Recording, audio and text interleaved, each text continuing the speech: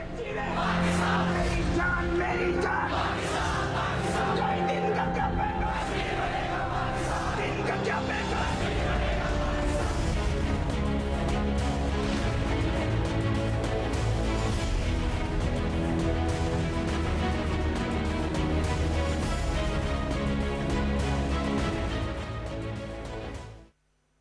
खुशामदीद। आप Pakistan television news पर यह खुसूसी ट्रांसमिशन देख रहे हैं। मैं इमरान हसन हूँ और हम बात कर रहे हैं आज यौम इलाके पाकिस्तान के हवाले से, जिसमें आज के दिन आज से तकरीबन 73 साल पहले कश्मीरी कौम ने यह फैसला किया कि वो बतौर मुस्लिम अक्सरियती रियासत पाकिस्तान के साथ अपने इलाक़ का ऐलान करते हैं। यह ऐलान सरदार इब्राहिम साहब की रिहाइशगाह पर किया गया और इसमें कश्मीर की जो मरकज़ी क़यादत उस वक्त रियासत कश्मीर की मौजूद थी, उस वक्त वो सभी मौजूद थे और सब ने इसके ऊपर इत्तेफाक किया था। लेकिन आपसे पहले जब पिछले सेशन के अंदर हम रशीद तुराबी साहब से बात कर रहे थे तो उसमें हमने कुछ लीडरशिप के ऊपर क्वेश्चन उठाया था और उसमें मेरा बेसिक नुक्ता ये था कि जब उस वक्त की लीडरशिप ये फैसला कर रही थी तो क्या उस वक्त भारतीय रेशा दवानियों का या इंडियन या हिंदुस्तानी या कांग्रेस की जो लीडरशिप थी, क्या उसके माइंडसेट का अंदाज़ा नहीं लगा पाई उस वक्त की लीडरशिप? हमसे कोई गलती हुई बीइंग लीडर्स? तो उसमें उन्होंने बड़ा अच्छा पॉइंट आउट किया उन चंद एक रहनुमाओं की मौजूदगी के हवाले से कि उनके कंधा देने की वजह से भारत को ये शय मिली और भारत ने ये नुक्ता उठाया। हमने बड़ी डिटेल में इस पर बात की। अगले सेशन में हम जरा कुछ डिप्लोमेटिक चैनल्स को वो किस तरीके से एंगेज हुए और किए जा सकते हैं, and then post Covid impact जो है इस तहरीक के ऊपर, इस पर भी हम बात करेंगे। इरशाद महमूद साहब मुझे ज्वाइन कर रहे हैं कश्मीर के हवाले से। ये इंतहाई पर्टिनेंट शख्सियत हैं और ये वो गेस्ट हैं जिनसे हमेशा मैं बड़ा कंफर्टेबल होता हूँ बात करते हुए, चूँकि कश्मीर के हवाले से इनकी स्टडी भी, इनकी रिसर्च भी, इनका काम भी पूरी दुनिया के अंदर उसको जाना जाता है। और अब तहरीक इंसाफ के साथ भी बतौर सेक्रेटरी इंफॉर्मेशन वाबस्ता है, जो पाकिस्तान के अंदर गवर्निंग पार्टी है, और तहरीक इंसाफ AJK को के हवाले से भी बड़ा इंपॉर्टेंट रोल है इनका। इरशाद साहब, thank you very much for being here. बहुत शुक्रिया, आप हमेशा तशरीफ लाते हैं जब भी आपको मदू करते हैं। ज़मीर अकरम साहब हमारे साथ मौजूद हैं। आप फॉर्मर एम्बेसडर हैं बहुत बड़े बड़े ममालिक में, UN के अंदर, सोवियत यूनियन के अंदर और दुनिया भर के अंदर, भारत के अंदर पाकिस्तान को रिप्रेजेंट कर चुके हैं बतौर एम्बेसडर। आज इनकी तजर्बे से भी हम फ़ायदा उठाएंगे। We have an honour to have Zameer साहब विद अस। ज़मीर साहब, थैंक यू वेरी मच। आप दोनों मेहमानों का फॉर्मल वंस अगेन शुक्रिया। हमारे पास प्राइम मिनिस्टर इमरान खान साहब, जिस स्पीच का हमने जिक्र किया था अपने प्रोग्राम की इब्तदाइये में ऑन 27 सितंबर 2019, जिसने पूरी दुनिया को हिला कर रख दिया और बार बार क्लैप्स सुनी हमने उस स्पीच के ऊपर, और are we children of a lesser god जैसे जुमले हमने सुने। और पहली दफ़ा शायद किसी हाईएस्ट लेवल के ऊपर किसी चीफ एग्जीक्यूटिव इतना ब्लंटली एक्सपोज किया उस इंडियन और ख़ासतौर पर इंडियन लीडरशिप के एजेंडे को, जो कि एक्सपोज करने की ज़रूरत थी इन कॉन्टेक्स्ट ऑफ कश्मीर। इसका कुछ हिस्सा हमारे पास मौजूद है जो प्राइम मिनिस्टर इमरान खान के अल्फाज थे स्पीच के अंदर, वो ज़रा सुनते हैं और गुफ्तगू को लिंक करते हैं।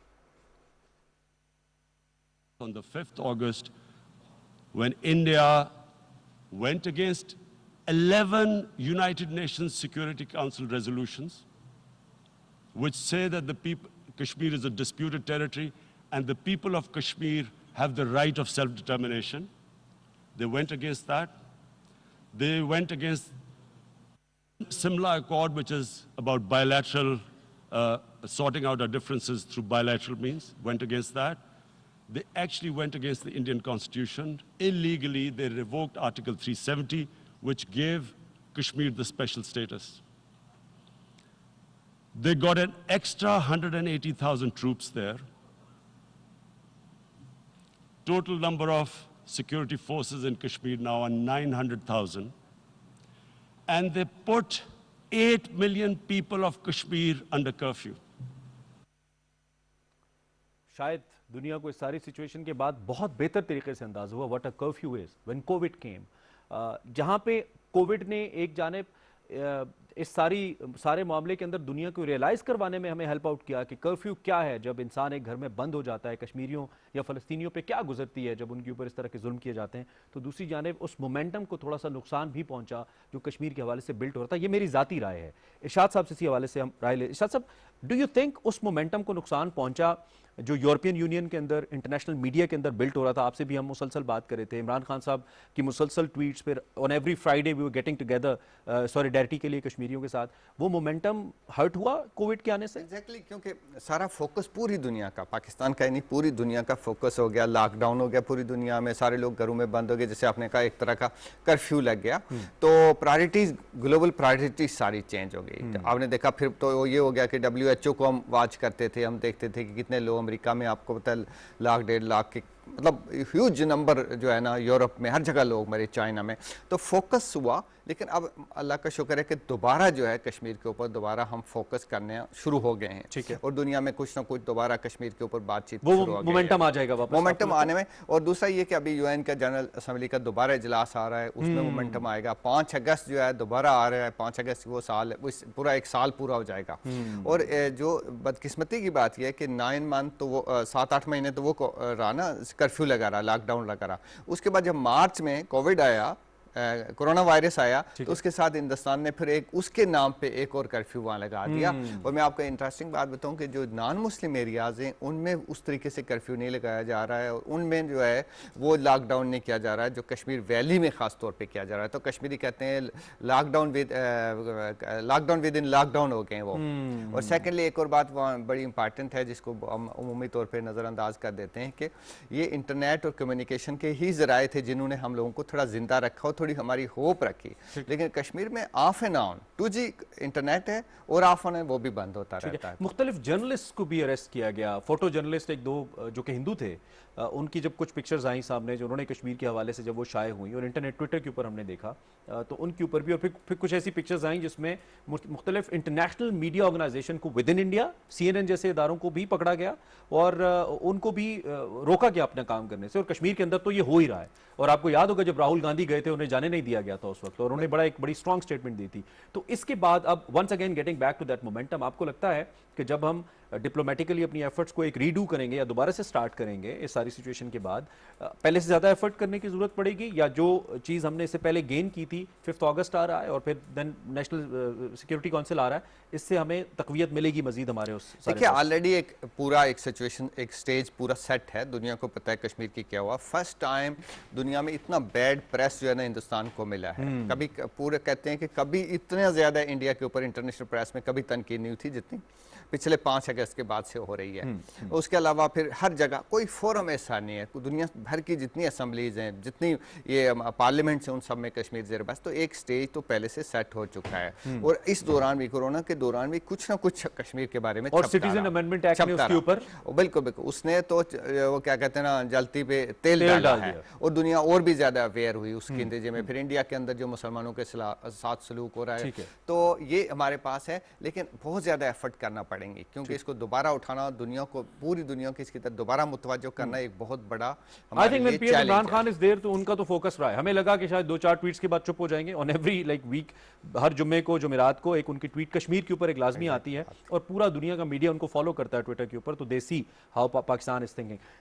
एम्बेसडर साहब, कमिंग टू यू, इस वक्त हम जब रीजनल सिचुएशन की बात कर रहे हैं तो CAA और दीगर एक्ट्स की तो हम बात कर बैठे, इस पे मजीद भी बात करेंगे। लेकिन जो रिसेंट एक चाइना इंडिया कॉन्फ्लिक्ट हुआ, उसके साथ फिर नेपाल के अंदर इंडियन चैनल्स बंद कर दिए गए। आज अभी एक आर्टिकल में पढ़ रहा था जिसमें जो इंडियन स्टूडेंट्स हैं, जो कि 2 लाख से ज्यादा हैं US के अंदर, US is planning to cancel their visas. और इंडिया बहुत परेशान है क्योंकि उन लोगों ने बहुत पैसे दिए हुए हैं वहां पे डॉलर्स के अंदर, एंड उसके अलावा ऑब्वियसली 2 लाख बहुत बड़ी तादाद है स्टूडेंट्स की, वो कैसे मैनेज होगा? तो इस वक्त डिप्लोमेटिक कॉन्टेक्स्ट के अंदर डू यू थिंक कि इंडिया मजीद घुटन का शिकार हो रहा है और मोदी की वो जो एब्रप्ट किस्म के इकदाम थे वो इंडिया को मजीद मुश्किल में लेके जा चुके हैं, जिससे वापसी मुश्किल होगी? कैसे देख रहे हैं? इंडिया ने 2-3 बड़ी गलतियां की हैं। एक तो ये जो लॉकडाउन किया है उसका जो इम्पैक्ट हुआ है, और जो कश्मीर के ऑटोनोमस स्टेटस को रिवोक किया उसका इम्पैक्ट, और उसकी वजह से इंटरनेशनल अटेंशन उस पर फोकस हुआ है। और सबसे ज्यादा जो अभी इन्होंने चीन के साथ जो इनकी झड़प हुई है उसकी वजह से भी इंटरनेशनल अटेंशन जो है वो कश्मीर के तरफ फिर से फोकस हुआ है। तो ये जो सारी चीजें हैं ये एक अपॉर्चुनिटी प्रेजेंट करती हैं पाकिस्तान को और कश्मीर के अवाम को to highlight the Kashmir issue and the Kashmir struggle. तो ये हमें भरपूर तरीके से हमें इसको इस्तेमाल करना चाहिए। जो आपने वीजा की बात करी, खैर वो तो उसका कश्मीर से ताल्लुक नहीं है, बट इन एनी केस वो उसका मतलब ये है कि हिंदुस्तान और अमेरिका के दरमियान जो ताल्लुकात इतने गहरे ताल्लुकात हैं उसमें भी कोई मसले उठेंगे और उठ रहे हैं। अमेरिका की तरफ से भी तनकीद हुई है, जो हिंदुस्तान में ह्यूमन राइट्स के हवाले से तनकीद हुई है। एक थोड़ा सा अस्करी नौयत का सवाल है, लेकिन मैं आपके सामने रखता हूं, बीइंग सीनियर डिप्लोमेट यकीनी तौर पे आप उस पर राय दे पाएंगे कि हमने जहां पे तो एक जानिब हम भारत को एज अ कंट्री जब देखते हैं तो दुनिया के बड़े ममालिक में से एक है, वहीं पे इसकी जो अस्करी ताकत है वो भी दुनिया की बड़ी अस्करी ताकतों में से एक है। एक फरवरी के अंदर जब पाकिस्तान के ऊपर एक सर्जिकल स्ट्राइक का सा ड्रामा करने की कोशिश की जाती है और जिस तरीके से पाकिस्तान एयरफोर्स ने रिटेलिएट किया और रिस्पॉन्ड किया, उससे जो जग हसाई हुई, अपने हेलीकॉप्टर को मार दिया, अपने 2 जहाज गिरवा दिए, अपना पायलट पकड़वा दिया, फिर रिक्वेस्ट करके वापस किया। दूसरी जानिब अब जो सिचुएशन चीन के अंदर बनी, अपनी सरहद के ऊपर बगैर गोली चले दर्जनों फौजी अपने मरवा दिए और उसके जवाब में महज चाइनीज ऐप्स को बैन कर पाए, चाबहार के अंदर सुबकी हो गई। तो आपको लगता है कि जो एक खिलाफ बनाया था भारत ने दुनिया भर के अंदर अपनी अस्करी कुव्वत का भी और समाव अपनी डिप्लोमेटिक इन्फ्लुएंस का भी, अब आहिस्ता आहिस्ता उसके अंदर छेद होना शुरू हो गए हैं, इंडिया बुरी तरह एक्सपोज हो रहा है, वक्त मुश्किल आ रहा है इंडिया के लिए? ये जो इनकी पॉलिसी थी ना, आपको अगर मैं याद दिला दूं कि इनके आर्मी चीफ और इनकी डिफेंस एस्टेब्लिशमेंट ने ये दावा किया था कि हम 2.5 वॉर्स हम साइमल्टेनियसली लड़ सकते हैं। इसका मतलब ये कि हम चीन के साथ, पाकिस्तान के साथ और कश्मीरी अवाम के साथ साइमल्टेनियसली हम अपनी अस्करी कुव्वत इस्तेमाल करके हम लड़ सकते हैं। ये जो क्लेम था ये एक्सपोज हो चुका है। पहली चीज तो ये है कि कश्मीरी अवाम जो है वो हिंदुस्तान के जोर और हिंदुस्तान की अस्करी कुव्वत से जो है उसके बावजूद उन्होंने अपनी जिद्दोजहद को कायम रखा है। दूसरा ये कि जो पाकिस्तान पर इन्होंने हमला किया, हमने उसका मुंह तोड़ जवाब दिया और उसके बाद उनको समझ आ गई कि ये बात आगे बढ़ सकती है। और ये याद रखना चाहिए कि पाकिस्तान और हिंदुस्तान दोनों एटमी ताकतें हैं। तो उस वक्त उसके बाद उन्होंने डी एस्केलेट करना शुरू किया और चीन तो खैर हिंदुस्तान से बहुत ही बड़ा है और ताकतवर है। तो ये 2.5 वॉर्स वाला जो शैम है ये एक्सपोज हो चुका है और हिंदुस्तान बेशक बड़ी ताकत है और बड़ी उनकी अस्करी काबिलियत है, ये है, सब कुछ है, लेकिन पाकिस्तान या और खासतौर पे चीन कोई कमजोर ममालिक नहीं है।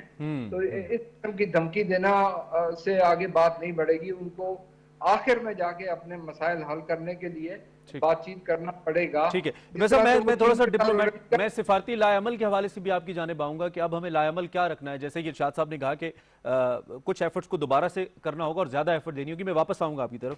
इरशाद साहब, मैं इसी पे आपका जो रीजनल सिचुएशन बनी है इसके ऊपर अस्करी लिहाज से हमें याद है कि जब अभिनंदन वाला फरवरी के अंदर वाक़या हुआ था, उसके अंदर भी भारत को दुनिया भर के अंदर बड़ी सुबकी हुई थी। हमने बराह रास्त दिखाया था वाघा के ऊपर उनका पायलट, जिस तरीके से हमने वापस किया। हमारे प्राइम मिनिस्टर की स्पीच ऑन रिकॉर्ड मौजूद है जिसपे उन्होंने कहा था कि हम अमन का रास्ता चाहते हैं और हमने फैसला किया है कि वी रिटर्न द पायलट, जिस पे फिर उनके मीडिया ने एक फेक प्रोपेगेंडा करने की कोशिश की। इस तरह से एक्सपोज होने के बाद भारत के दुनिया के सामने, आपको लगता है कि आने वाले वक्त में जब भारत इंटरनेशनल फोरम्स पे अपना एजेंडा रखेगा तो शायद दुनिया उस तरह से ना माने उसको? Do you think? देखिए, एक तो इंटरनेशनली भी जैसे आपने कहा कि पहले वाली चीज़ें जिससे वो एक्सपोज हुआ, दूसरा आप देखिए रीजन में कितना उसको तनाई का शिकार हो गया। ईरान का आप देखिए, कल से मैं पढ़ रहा हूँ 2-4 दिन से कि $400 बिलियन के मायदे हो रहे हैं। चाबहार से उनको निकाल दिया, रेल लिंक से उनको निकाल दिया, इंफ्रास्ट्रक्चर प्रोजेक्ट्स उनके कैंसिल हो रहे हैं और चाइना के साथ वो उनकी रिलेशनशिप हो गए। अफगानिस्तान के अंदर जो है चाइना का कितना असर सूख इसके बाद बढ़ जाएगा हम समझते हैं, और पाकिस्तान और अफगानिस्तान की रिलेशनशिप बहुत ही एक सिग्निफिकेंटली इंप्रूव हुई है। नेपाल के साथ उनकी रिलेशनशिप को आप देखें को टोटली तबाह हो गई है। बांग्लादेश को उन्होंने बुली कराने की कोशिश की, बांग्लादेश ने भी उनको काफ़ी ज़्यादा सख्त किस्म का जवाब दिया और वो अब चाइना की तरफ जा रहा है। भूटान जिसकी खारजा पॉलिसी और दिफाई पॉलिसी भी इंडिया के पास थी, वो भी अब चीन के साथ अपने रिलेशनशिप बना रहा है। श्रीलंका के तो चीन के पहले ही रिलेशनशिप है और वो भी इस सारे किसी भी क्राइसिस में उसके साथ, म्यांमार के साथ भी बहुत अच्छे ताल्लुकात हैं, क्योंकि जिस तरीके से रॉ ने उनकी तामिल्स के साथ मिलकर डिस्टेबलाइज किया श्रीलंका को, पूरी दुनिया और जो है म्यांमार म्यांमार ने बेल्ट एंड रोड का जो इनिशिएटिव है वो चाइना के साथ उसका एक सेपरेट बेल्ट एंड रोड का इनिशिएटिव चला। तो पूरे रीजन में इस वक्त कोई एक छोटा सा मुल्क जिनको हम कहते हैं ना, जो इंडिया की तफेली रियासतें हुआ करती थी, वो भी अब उसके साथ नहीं खड़ी। और मुआशी कसर जो है वो मौजूदा इकदामात ने मोदी के कोरोना वायरस के हवाले से। तो चाइनीज की कहावत है कि दूर के जो है दोस्त कजनों से नज़दीक के पड़ोसियों के साथ ताल्लुकात अच्छे रहते हैं। तो अगर जब आप तो ग्लोबल जो इंटरनेशनल जो आपके साथ मसला है, चीन के साथ आपका हो गया, दूसरा का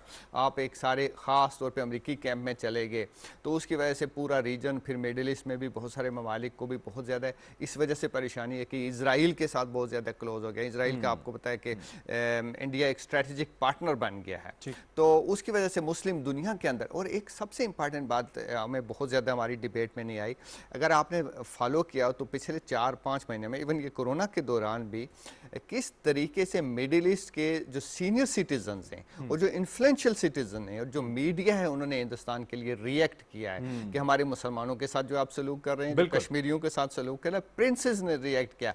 अनप्रेसिडेंटेड है, कभी ऐसा नहीं हुआ। उसका हिंदुस्तान के अंदर बहुत इम्पैक्ट हुआ है और इसी तरह उससे एक माहौल बना। देखिए आहिस्ता आहिस्ता यानी कि दुनिया अब उस मंतक से निकल रही है जिसके तहत वो हिंदुस्तान के खिलाफ नहीं बोलती थी, चाहे वो मुस्लिम वर्ल्ड ही क्यों नहीं थी। अब वो सारा चीज आश्कार हो रही है वो भी। और एक आखिरी पॉइंट में ये कहना चाहता हूँ कि जो है ना सफ़ेद फार्म अकलियत दुनिया की, तो बीजेपी ने सफ़ेद फार्म जो सुपरमेस्ट है उनके साथ बीजेपी ने अपनी रिलेशनशिप पूरे यूरोप के अंदर डेवलप की है, अमेरिका के अंदर डेवलप की है। तो जिसके नतीजे में जो लिबरल्स हैं और जो सेकुलर एलिमेंट्स हैं और जो प्रो डेमोक्रेसी है वो बड़े नाराज। अभी आप देखिए जो बाइडन ने कश्मीर के ऊपर बयान दिया, ये बड़ा सिग्निफिकेंट है कि अमेरिका का एक ऐसा बंदा जो प्रेसिडेंट का कैंडिडेट है और सीरियस सदारती उम्मीदवार है, उसने कश्मीर के ऊपर बात की। बाकी तो अल्टीमेटली आप कह रहे हैं कि we are actually hitting the mark इंशाल्लाह। टाइम मेरे पास बहुत कम है। ज़मीर साहब, लास्ट क्वेश्चन आपकी जानिब। एक तो ये कि हमारा सिफारती सतह पे लाया अमल क्या होना चाहिए? बड़े इंपॉर्टेंट इवेंट्स आ रहे हैं। 5 अगस्त का इरशाद साहब ने जिक्र किया, देन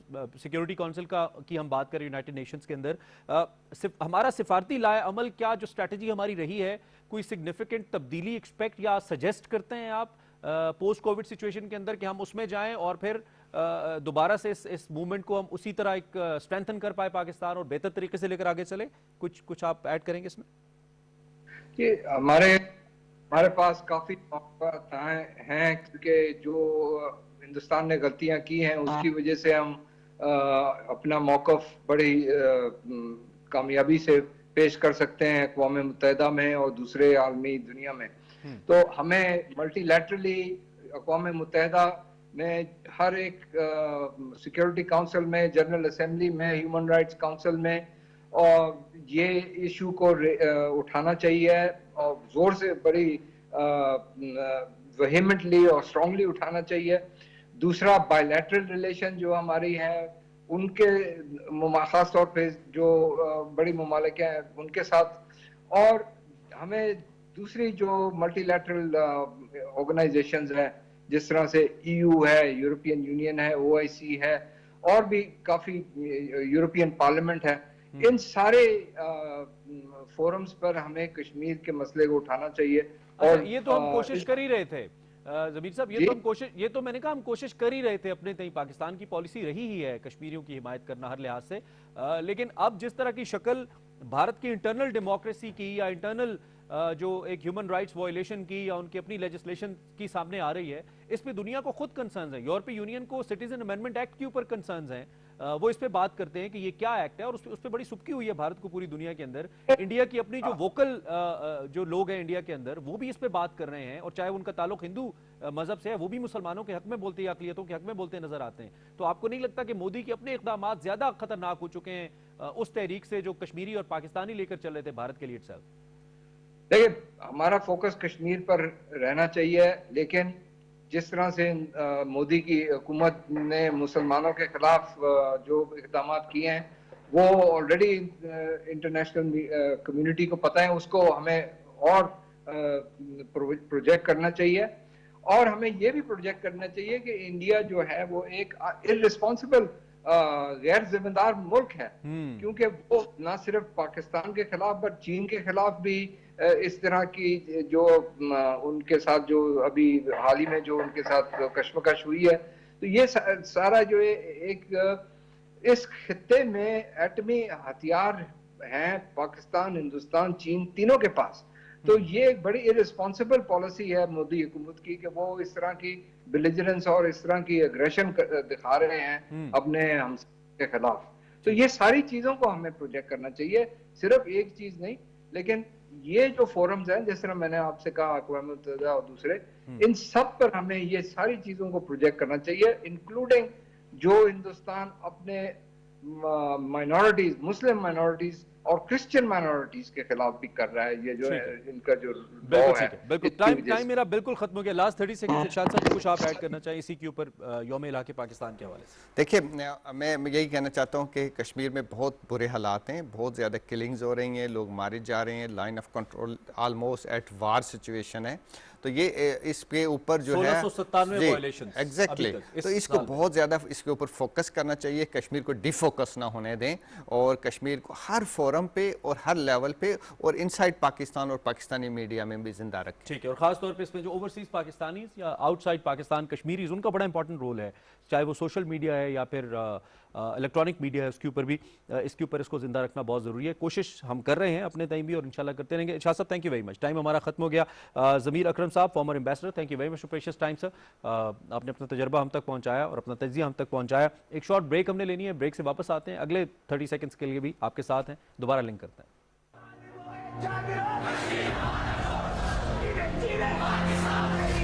मेरी जान, दिन का क्या पैसा, दिन का क्या पैसा।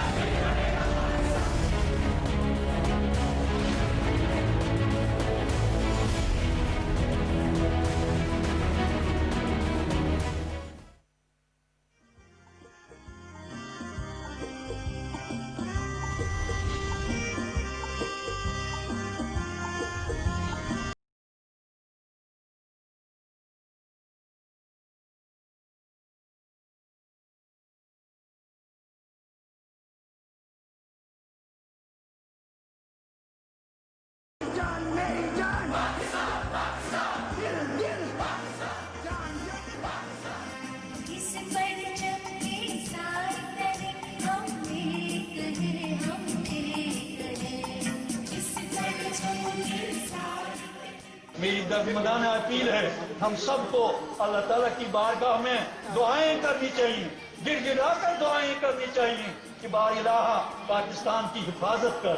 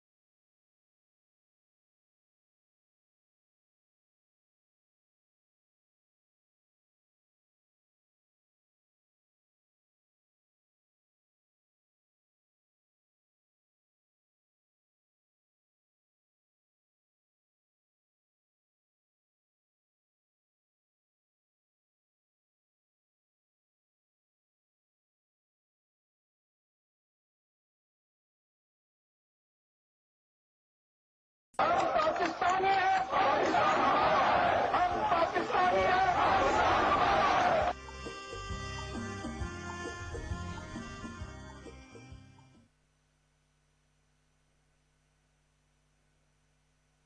बात करने का हक तो सबको है, लेकिन क्या वो बात दुरुस्त भी है? लेकिन जरूरी जो आपने सुना वो सच भी हो, वो अफवाह भी हो सकती है और किसी के एजेंडे का हिस्सा भी। तो जरूरत है एक इन्फॉर्म्ड डिबेट की, और इसीलिए मैं मिशेल बुखारी पूछूंगी वो सवाल जो है आपके ज़हन में, और जवाब दूंगा मैं इम्तियाज गुल। वजाहत करूंगा उन पेचीदा मसाइल की जिनके जवाब शायद आप भी तलाश कर रहे हैं। नुक्ता-ए इम्तियाज देखिए हर जुमा से इतवार रात 10:05 पर सिर्फ पीटीवी न्यूज पर।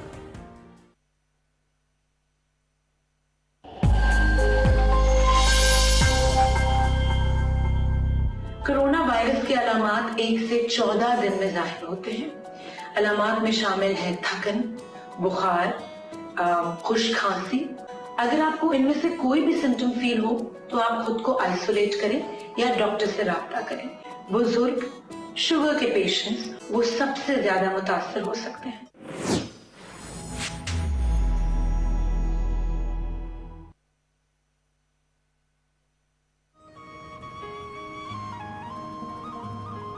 टोर गया मुंशी अल्लाह पे गया बिछोड़ा, हो लगी कैंची गमा दी, हो लगी कैंची गमा दी।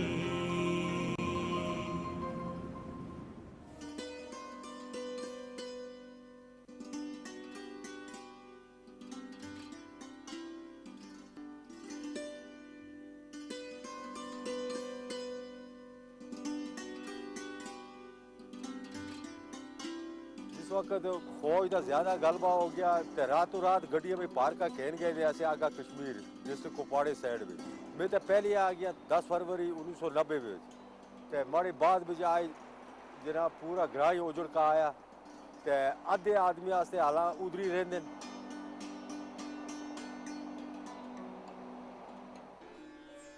जिस वक्त पार ब्याह शादियां होंदियां मौत मरग होती है दरिया होता आका बड़े अफसोस कर दे अगर असी भी हुआ असी भी मड़ी है बड़ा पे माह फौत हो गया इसी माह रमजान में पिछले में ये था आका बड़े बच्चे देखते रहे तमाशा तो मैं भी बड़ा अफसोस किया 6-7 दिहाड़े रोटी नहीं खादी यार मैं घर हुआ चलो माँ की कब्र होता मिट्टी की मुट्ठी ते बाहुआ चलो खिदमत ना कर की पी माँ को मैं चलो इतना तो करा यार कब्रा भी लाड़ा मिट्टी बाहुआ चलो उनकी हड्डियां भी ठंडिया रो रहा माड़ा कलेजा भी ठंडा होया।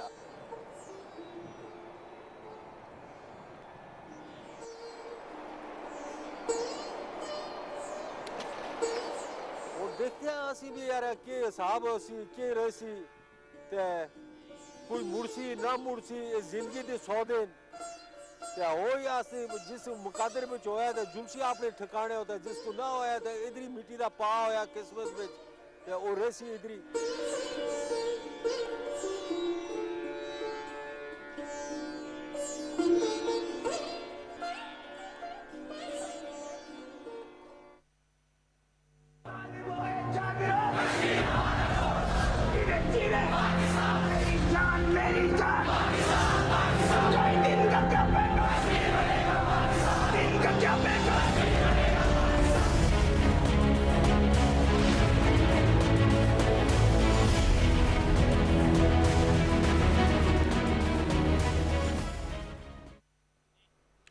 वेलकम बैक जी, खुशामदीद एक बार फिर आपको यौम इलाके पाकिस्तान के हवाले से। आज का दिन 19 जुलाई बहुत अहम है। 19 जुलाई 1947 से लेकर अब तक एक तो हम अहाता कर रहे हैं, हिस्टोरिकल पर्सपेक्टिव से देख रहे हैं इस दिन की क्या इंपॉर्टेंस है, और विद दैट अब जिस नहज के ऊपर तहरीक आज़ादी कश्मीर पहुंची है और जिस नहज के ऊपर इस वक्त हमारी सिफारती कोशिशें पहुंची हैं पाकिस्तान की, वो किस हद तक अब बराबर हो रही हैं, किस हद तक मौसर हो रही हैं इस तहरीक को कामयाब करने के लिए। इन सारे मौजूद पे मुख्तलिफ पैनल गेस्ट के साथ हमारी गुफ्तगू जारी है। ये लास्ट सेशन है मेरे इस कॉन्वर्सेशन का, तो इसमें मैं अपने पैनल गेस्ट जो है उनका तारुफ आपसे करा देता हूँ। हमारे साथ अहमद कुरैशी साहब मौजूद हैं, यू नो हिम, कोई तारुफ इनको चाहिए नहीं, एज अ नोन फेस, तजियाकार हैं, एंकर हैं, डिप्लोमेटिक अफेयर्स के ऊपर भी और खासतौर पर जो स्ट्रेटेजिक और जो रीजनल अफेयर्स हैं उसके ऊपर भी अहमद साहब की बड़ी ग्रिप है और बहुत ज़बरदस्त अपना तजिया हमारे सामने रखते हैं। आज भी हम कोशिश करेंगे कुछ इससे जान पाए। Ahmed, thank you very much for your time for being here.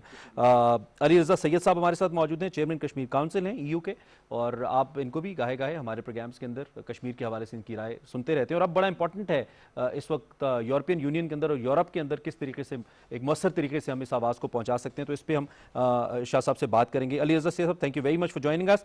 Doctor Faisal हमारे साथ मौजूद हैं, once again a known face, Pakistan के स्पोक्स पर्सन भी थे फॉरेन ऑफिस के, अब बतौर सफ़ीर अपनी खिदमात सर अंजाम दे रहे हैं जर्मनी के अंदर, पाकिस्तान में, और सीनियर डिप्लोमेट हैं। इनसे हम जरा इसी हवाले से इनका तजिया और तबसरा जानेंगे। और पहले हम डॉक्टर फैसल साहब से ही शुरू कर लेते हैं आप मेहमानों की इजाज़त से। डॉक्टर साहब, thank you very much for joining us sir, बहुत शुक्रिया आपने हमें ज्वाइन किया। आई होप आप खैरियत से हैं सबसे पहले। दूसरा ये कि इस वक्त हम आपके आने से पहले भी बात कर रहे थे कि बड़ा ज़बरदस्त एक मोमेंटम मिला था तहरीक आज़ादी कश्मीर को, और फिर ये जो कोरोना वायरस का सीन हुआ इसके बाद थोड़ा सा उसमें ओबियसली कमी आई, प्रायोरिटीज़ दुनिया की चेंज हुई, लेकिन अब एक बार फिर हमें बड़ी ज़बरदस्त डिप्लोमेटिक एफर्ट्स की ज़रूरत होगी उस मोमेंटम को बनाने के लिए। गवर्नमेंट ऑफ पाकिस्तान की पॉलिसी और फिर उसके साथ हमारा जो एक फॉरेन पॉलिसी को लेकर हमारा जो एक डायमेंशन, हमारी डायरेक्शन रही है, उसको देखते हुए अब कितना मजीद चैलेंजिंग होगा दुनिया के सामने कश्मीर का मामला रखना, खास तौर पे जब रीजनली हम भारत का अंदाजा लगाते हैं तो भारत अपने आप को इलाकाई सतह के ऊपर तनहा करने में कोई कसर उठा नहीं रखी हुई भारत ने इटसेल्फ खुद अपने तौर पे।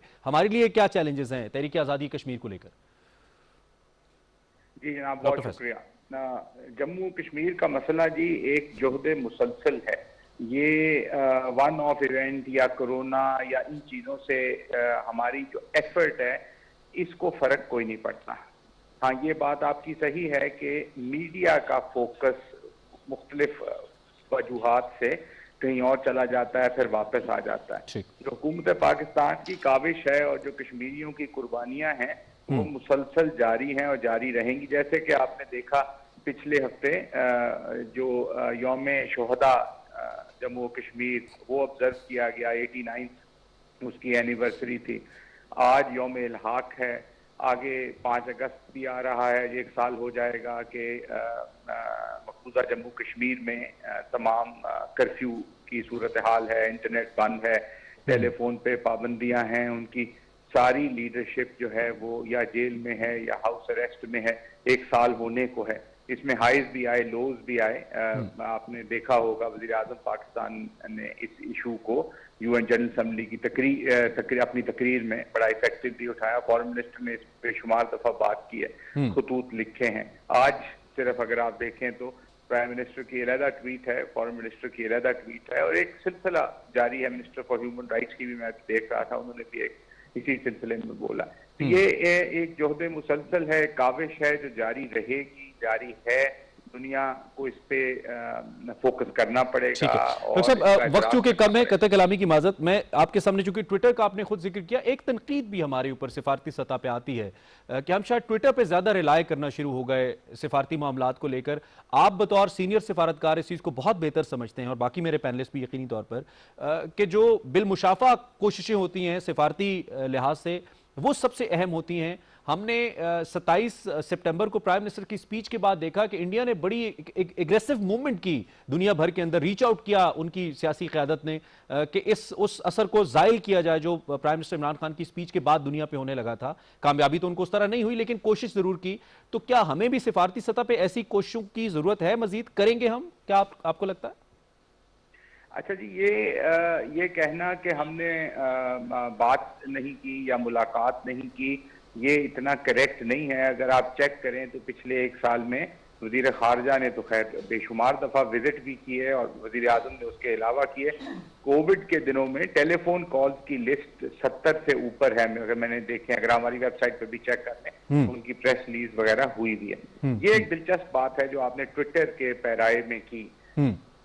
ये जम्मू कश्मीर से हट के आप मीडिया में बैठे हैं, इसको समझने की जरूरत है। ट्विटर एक मोड है, एक मीडियम है अपनी बात लोगों तक पहुंचाने का। इस वक्त ये दुनिया में बड़ा पॉपुलर है और तमाम लीडर दुनिया के, चाहे वो ट्रंप साहब हों, चाहे वो इंग्लैंड से हों, यूरोप से हों, पाकिस्तान से हों, मोदी साहब हों, जो भी हों, वो इसको बड़ा इफेक्टिवली यूज करते हैं। तो इसका यूजेज एक कमेंडेशन या तारीफ के काबिल तो हो सकता है कि आप इफेक्टिवली इसको इस्तेमाल कर रहे हैं। ये कहना कि जी इसको यूज कर रहे हैं तो बाकी कुछ नहीं कर, ये अच्छा नहीं है। नहीं कि ये एक मीडियम है, जिस तरह टेलीविजन एक मीडियम है। हम आपके साथ बात कर रहे हैं, कोई कह जी आप टीवी पे क्यों बात कर रहे हैं आके, इसलिए बात कर रहे हैं कि पीटीवी है, स्टेट चैनल। तो आप वो कह रहे हैं कि वो इक्वली इफेक्टिव है अपना पैगाम पहुंचाने के लिए? इक्वली नहीं जी, आपको टीवी मीडिया पर्सन शायद उतना अच्छा न लगे, टीवी से ज्यादा उसकी आउटरीच हो चुकी है इस वक्त। और ये कमिंग डेज में ये मीडियम है फ्यूचर का, अनलेस के इससे बेहतर कोई चीज आ जाए। ये जिस तरह अभी आप देखें ये फेसबुक से ज्यादा यूज हो रहा है। एक ट्वीट जो है वो सारा, अच्छा थोड़ा इसका बड़ा थोड़ा सा समझने की जरूरत है। 140 से 180 कैरेक्टर्स के साथ आप अपना मुद्दा बयान कर देते हैं। लोगों के पास इस दुनिया में वक्त बहुत कम है। वो एक तवील 40 मिनट का प्रोग्राम, 20 मिनट का या 500 लफ्ज का प्रेस ब्रीफ नहीं सुन, बिल्कुल ठीक, पढ़ने को तैयार नहीं है। Right doctor Faisal. इसलिए ये बड़ा ही इफेक्टिव है और मैं एनकरेज करूंगा खासकर हमारे यूथ को, कश्मीरी यूथ को, हमारे यूथ को, कि ज्यादा से ज्यादा अपनी ट्विटर पे प्रेजेंस बनाएं और ये जम्मू कश्मीर की जो काविश और स्ट्रगल है उसमें उससे आगे बढ़े। डॉक्टर साहब thank you very much, time बहुत शॉर्ट है, thank you very much for presence, आपने वक्त दिया, तशरीफ लाए। मौजूद ऐसा है कि ज्यादा बात हो सकती है लेकिन वक्त कम है। Coming back to you in the studios Ahmed भाई, आपने चूंकि इस सारी सूरत हाल के ऊपर बहुत हमने प्रोग्राम्स भी किए, आपने तो खैर बेतहाशा किए, इस वक्त जो रीजनल एक सिचुएशन बन रही है इंडिया के लिए, जिस तरीके से ईरान के हवाले से आप पढ़ रहे होंगे, फिर रिसेंटली चाइना के साथ जो हुआ, देन नेपाल के अंदर, बांग्लादेश के साथ, पाकिस्तान के साथ तो चल ही रहा है, तो इसको लेकर क्या हम इसको एक सिफारती पहराए में अगर देखें तो पाकिस्तान इससे कोई एज ले सकता है अपने मौक़िफ़ को बेहतर तरीके से दुनिया के सामने रखने में कश्मीर के हवाले से? बिल्कुल। अच्छा इमरान, एक चीज़ है कि जब कोविड हुआ था तो ये खदशा ज़रूर था कि शायद ये कश्मीर बैक बर्नर पे चला जाए, लेकिन ऐसा हुआ नहीं।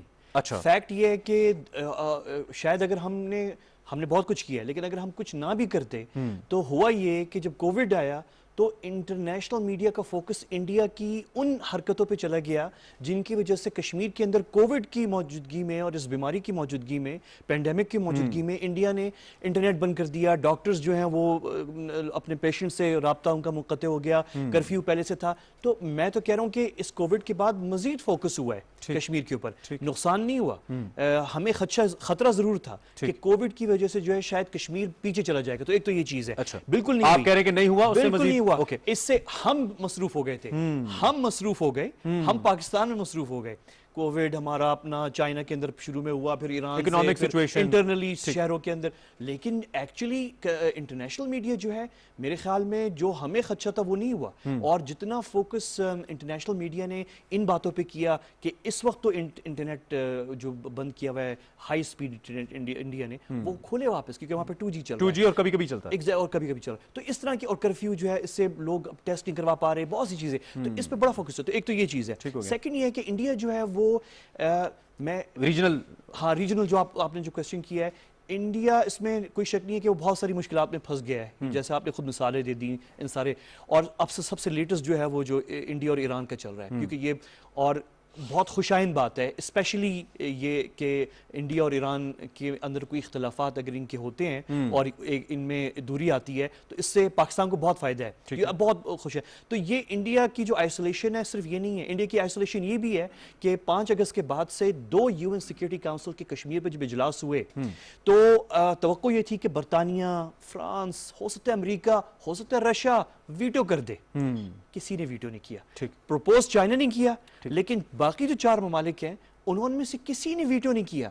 ये बहुत बड़ी डिफीट है इंडियन डिप्लोमेसी की, ह्यूज। इसमें हम अपने इंडियन दोस्त जो हैं उनसे बहुत सी जगहों पे वो हम पे हावी हो जाते हैं डिप्लोमेसी में, लेकिन कुछ जगहों पे हम उन पे हावी होते हैं, और ये उन मौक़ों में से एक था जहाँ पे उनको भी तवक्को थी। और ऑनेस्टली मैं आपको एक बात बताऊं इमरान, इवन पाकिस्तान इस्लामाबाद के अंदर हमारी गवर्नमेंट के अंदर कुछ लोग जो डिप्लोमेट्स हैं, जो मंजे हुए हैं, पुराने डिप्लोमेट हैं, उनका तवक्को ये था कि चीन ने प्रपोज तो कर दिया मीटिंग कश्मीर के ऊपर यूएन सिक्योरिटी काउंसिल में, लेकिन कोई ना कोई वीटो कर देगा। किसी ने नहीं किया, पहली दफा भी नहीं किया, सेकंड टाइम भी नहीं किया। तो कश्मीर पे जो है, जो इस वक्त इंडिया तो 100% आइसोलेशन में है। एक जो पूरे इस पिछले पीरियड के अंदर इंडिया ने एक इतनी मेहनत की, इतनी इन्वेस्टमेंट की, 2 चीज़ों पे बड़ी उसने मेहनत की खास तौर पे। मेनली एक तो पाकिस्तान का image as a terrorist country दुनिया के सामने लाने की कोशिश की, और हमने कहा कि नहीं हम विक्टिम हैं। उसमें अब बिल्कुल ये क्लियर पिक्चर हमारे सामने है कि दुनिया हमारे मौक़िफ़ को मान रही है कि नहीं ये विक्टिम है, इन्होंने कंट्रीब्यूट किया, उसका हिस्सा नहीं बने टेररिज्म का। दूसरी जानिब कश्मीर को लेकर या ह्यूमन राइट्स को लेकर अपने आप को एक बड़ी डेमोक्रेसी, दुनिया को एक सेकुलर इमेज दिखाने की कोशिश की। इन दोनों चीज़ों के अंदर डू यू थिंक कि पिछले कई दिहाइयों में की जाने वाली इन्वेस्टमेंट अब फ्लॉप होती नजर आती है भारत की? आपने बहुत खूबसूरत पॉइंट उठाया है इमरान, क्योंकि वाकई ये सबसे बड़ी डिफीट है इंडिया के नैरेटिव की, कि 50-60 ईयर में आपने जो नैरेटिव डेवलप किया वो इन 2 सालों के अंदर, 3 सालों में, आपको पता है इस वक्त कश्मीर पे अगर आप गूगल पे जाएं और लिखें कश्मीर न्यूज़, तो जितनी इंटरनेशनल इंपॉर्टेंट न्यूज़ ऑर्गेनाइजेशंस, अल जजीरा, TRT world, guardian, telegraph, New York times, Washington post, सब जो लिख रहे हैं कश्मीर के ऊपर, किसी आर्टिकल में अब कहीं ये लिखा हुआ नहीं आता कि पाकिस्तान इज सपोर्टिंग टेररिज्म, या कोई पाकिस्तान से कोई दहशतगर्दी हो रही है, या पाकिस्तान की बेस्ड कोई जमातें हैं यहाँ से बैठ के कुछ कर रही हैं, क्योंकि ऐसा कुछ नहीं हो रहा। और इंडिया बार बार उनका मीडिया जब उठाने की कोशिश भी करता है, तो अब नौबत ये आ गई है कि जब इंडियन ऑफिशियल या थिंकर्स या उनके एनालिस्ट बैठ के बाहर के फॉरेन मीडिया में ये बात करते हैं कि पाकिस्तान कर रहा है, तो उनसे सवाल ये होता है लेकिन but we don't see any evidence, there is no evidence. Pakistan ने तो सारी जमातें बंद कर दी हैं, पाकिस्तान ने तो आपको फेंस लगा लगाने की इजाजत दी है, हमने दी थी और LOC के ऊपर, और ताकि दुनिया को पता चल जाए कि कोई दरअंदाजी नहीं हो रही।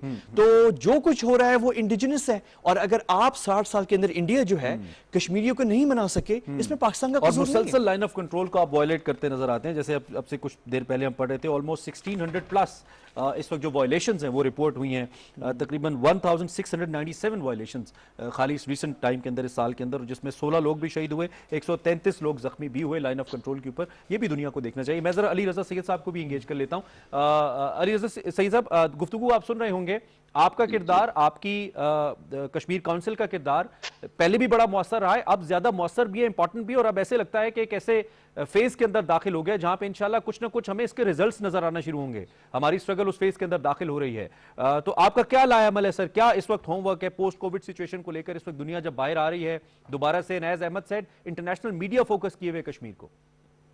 बिल्कुल जिस तरह कुरैशी साहब बता रहे थे, देखिए ये कोविड-19 जब आया तो हमें भी इसी तरह यही था कि अब इसके पीछे जो मसला कश्मीर है वो दब न जाए। लेकिन हमने यहाँ भी देखा है कि आप देखें कि यूरोपियन पार्लियामेंट इस वक्त वो उस तरीके से काम नहीं कर रही थी, लेकिन उन्होंने कश्मीर पे फोकस रखा, इसके ऊपर बाकायदा जो है वो रिपोर्ट्स भी आई। इसके अलावा अगर आप देखें, बिल्कुल कुरैशी साहब जिस तरह कह रहे थे कि इंटरनेशनल मीडिया, यहाँ बेल्जियम का, यूरोप का मीडिया जो है वो डेली बेसिस पे कश्मीर के बारे में बात कर रहा है, और वो भारत का जो चेहरा था, जिस तरीके से भारत ने अपने आप को दुनिया के सामने पेश किया हुआ था, जो एक इमेज बना हुआ था भारत का, वो आहिस्ता आहिस्ता खत्म हो रहा है। और यूरोप में मैं जो देख रहा हूँ वो ये है कि यूरोपियन अवाम तक मैसेज पहुंच रहा है, और यूरोपियन जो मेन स्ट्रीम पोलिटिकल पार्टीज हैं, और खासकर जो इस वक्त के जो गवर्नमेंट्स हैं, नेशनल गवर्नमेंट्स आप कह लें यूरोपियन यूनियन के अंदर मेंबर स्टेट्स की, उनमें भी एक तशवीश पाई जाती है, क्योंकि मोदी सरकार ने जिस तरीके से 5 अगस्त के बाद मकबूजा कश्मीर के अंदर जो कुछ जुल्म ढाए, जिस तरीके से उन्होंने आर्टिकल 370 और 35A को ख़त्म किया, और उसके साथ साथ उन्होंने जो सिटीजनशिप अमेंडमेंट एक्ट पेश किया, उसकी वजह से और ज़्यादा तशवीश पाई जाने लगी। और यहाँ ये महसूस हो रहा है कि बीजेपी और जो शिवसेना है इंडिया की, वो यूरोपियन जो एक्सट्रीम राइट पॉलिटिकल पार्टीज हैं उनके साथ अलायंस बना रहे हैं, और उसके जो नताइज होंगे यूरोप के लिए आने वाले वक्त में वो खतरनाक होंगे। तो मेरा ख्याल है कि उस वजह से हमें जो सपोर्ट एक किस्म की इंडिया के जो इस वक्त की गवर्नमेंट है उसके खिलाफ जो मिल रही है वो और बढ़ सकती है। अब देखना यह है कि हमने इसको इनके सामने कैसे पेश करना है। ठीक है, हमने सैयद साहब, एक कतर कलामी की माजरत, बड़ा अहम होता है किसी तहरीक के लिए उसका यक आवाज होना, एक ऐसी लीडरशिप का मौजूद होना जिसकी जानिब से आने वाला कोई भी मौक़िफ़ उसको तक़वियत देता है। ऑल पार्टीज हुर्रियत कॉन्फ्रेंस एक ऐसा फोरम है हमारे सामने, लेकिन भारत की जानिब से चूंकि उसके वजूद को तस्लीम नहीं किया जाता, नंबर 1। नंबर 2, हम चूंकि यौम इलाके पाकिस्तान की बात करें तो उस वक्त मुस्लिम कॉन्फ्रेंस की लीडरशिप ने यह डिसाइड किया था कि वो पाकिस्तान के साथ स्टैंड करेगी, यानी कि एक पॉलिटिकल एक डॉक्यूमेंट सामने आया था, एक रेजोल्यूशन सामने आया था। अब की बार हमारे पास एक ऐसा प्लेटफॉर्म समहाउ बनने नहीं दिया गया, भारत की तरफ से है नहीं। सियासी तौर पे कितनी जरूरत है उस वक्त एक ऐसी मुअस्सर आवाज की जो सियासी तहरीक के तौर पर दुनिया के सामने आ सके, क्योंकि भारत तो ये राइट कभी कश्मीरियों को देता नहीं है कि वो बीच में बैठे और बात करें। इसके लिए क्या लाएमल बनाए कि हमारे पास एक आवाज कश्मीर की इंटरनली हमारे सामने आ जाए, हमारे पास आ जाए, जो दुनिया के सामने मुकदमा खुद रखे, दो कि पाकिस्तान उसको हमेशा बैक पाकिस्तान ने किया और कर रहा है।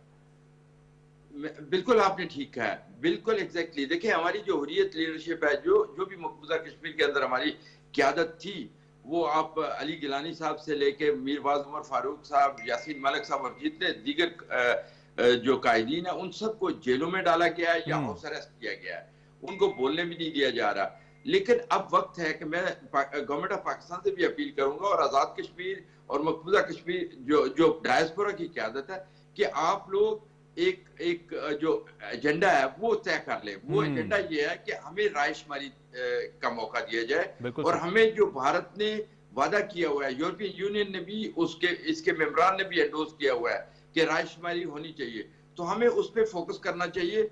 और मैं समझता हूँ कि जो कश्मीरी है उनको यूनाइट किया जा सकता है, पाकिस्तान इसमें अहम रोल अदा कर सकता है। अगर पाकिस्तानी जो हुकूमत है वो अगर चाहे एक तमाम लीडरान को इकट्ठा करें और कहे कि एक जो मौकफ है हमारा, सबका मौकफ एक है, चाहे वो किसी भी नजरिए के लोग हैं, वो इस बात पे ठीक है। और वो एक वॉइस सामने है, ये इतना अहम नुक्ता है जी जी जी सही साहब, ये इतना अहम नुक्ता है, टाइम बहुत कम है, 40 सेकंड में, कि जिसके ऊपर कम से कम एक मकामी सतह पे, क्योंकि आज़ाद जम्मू कश्मीर की हुकूमत तो है लेकिन उसकी आवाज़ इंटरनेशनली वो उसका इम्पैक्ट नहीं है, हमें पता है इस बात का। तो डोंट यू थिंक कि हमें पाकिस्तान की सतह के ऊपर हमें इस किस्म का लाएमल बनाना चाहिए कि कम से कम एक ऐसी वॉइस जो प्योरली कश्मीर को रिप्रेजेंट करे, पाकिस्तान उसकी सिफारती हिमायत करे, जिससे दुनिया के सामने मुकदमा कश्मीरी खुद इमरान एजेके की वैसे आवाज़ है, और इस वक्त प्रेसिडेंट सरदार मसूद खान की वजह से जो है उनका, क्योंकि वो डिप्लोमेट रह चुके हैं, यूएन में रह चुके हैं, एक प्रोफाइल है, और उन्होंने बड़े अहम, पहली मरतबा ऐसा हुआ है कि एजेके प्रेसिडेंट को न्यूज़ वीक और बहुत इन्फ्लुएंशियल इंटरनेशनल मीडिया आउटलेट्स ने जो है इंटरव्यूज़ लिए हैं, तो एक आवाज़ बन रही है। और दूसरी वो जो आपने राय शुमारी की बात करें कि, और थोड़ा सा वो प्रोफाइल लीडरशिप का बहुत अच्छा एक आइडिया है मेरे ख्याल में, हमारे दफ्तर खारजा के उसमें स्टडी किया जा रहा है, उसे गवर्नमेंट के अंदर भी मेरे ख्याल में प्राइम मिनिस्टर साहब ने भी इस पे उनके सामने पेश हुआ है, लेकिन इस पर भी बातचीत हो रही है, और वो ये है कि कोई स्पेशल ऑनवॉय, जैसे कि अफगानिस्तान पे हमने एम्बेसडर सादिक साहब को स्पेशल ऑनवॉय अफगानिस्तान पे बनाया, he is very capable Afghanistan पे। इसी तरह कोई ऐसा शख्स हो जो थोड़ी सी उनकी सेलिब्रिटी स्टेटस भी हो, कोई इंटरनेशनली, बहुत सारे आपको पता है कि लोग जो काम करते हैं एजुकेशन पे, वुमेंस इश्यूज़ पे, ह्यूमन राइट्स पे, चाइल्ड पे, किसी को जो है कोई ऐसा शख्स है, लेकिन साथ साथ वो कश्मीर कॉन्फ्लिक्ट की जो हिस्ट्री है और जो फ्यूचर है और जहाँ जा रहा है उससे भी वाकफियत रखे।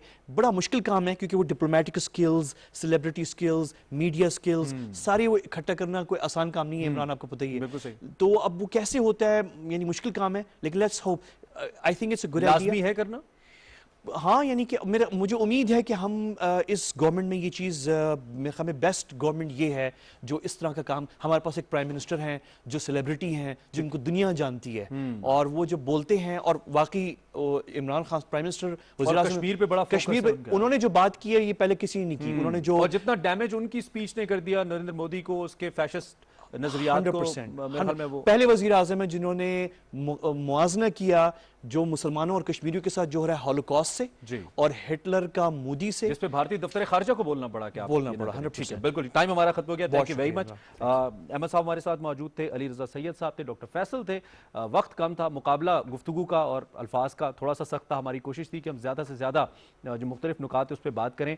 आज यौम इलाके पाकिस्तान के हवाले से ये खुसूसी नशिस्त थी जो हमने रखी, और एक डिफरेंट पैनल ऑफ गेस्ट, ज़बरदस्त किस्म का हमने राय जानने की कोशिश की, डिप्लोमेटिक सतह के ऊपर भी, फिर कश्मीर की अपनी जो लीडरशिप थी उससे भी हमने बात की।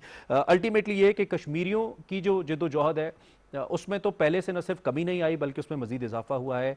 पाकिस्तान ने अपने जो सिफारती कोशिशें हैं उसमें हमेशा से कोशिश की है कि उसको मजीद निखार उसके अंदर लाया जाए, बेहतरी लाई जाए उसमें, चाहे वो मॉडर्न मीडियम्स हैं जैसे हम सोशल मीडिया की बात कर रहे हैं, या फिर प्रोफेशनल, या कहना चाहिए कि फॉर्मल मीडियम्स हैं डिप्लोमेटिक सतह के ऊपर, उसको भी इस्तेमाल किया जा रहा है। वी होप एंड प्रे कि अब ये सूरत हाल दुनिया की एक तो पाकिस्तान सामने ला रहा है, कश्मीरियों की तहरीक, और मोदी इटसेल्फ बड़ा इंपॉर्टेंट रोल अदा कर रहे हैं भारत के उस तासुर को ज़ायल करने के लिए जिसको बनाने में सालों लगे। हम उम्मीद करते हैं कि आने वाले वक्त में पाकिस्तान के लिए और कश्मीरियों के लिए मजीद बेहतरी के इम्कान इस पर मौजूद होंगे। इस नोट पर खत्म करते हैं। ट्विटर पे फॉलो कीजिएगा if you want by searching Imran ritual. Allah हाफ़िज़।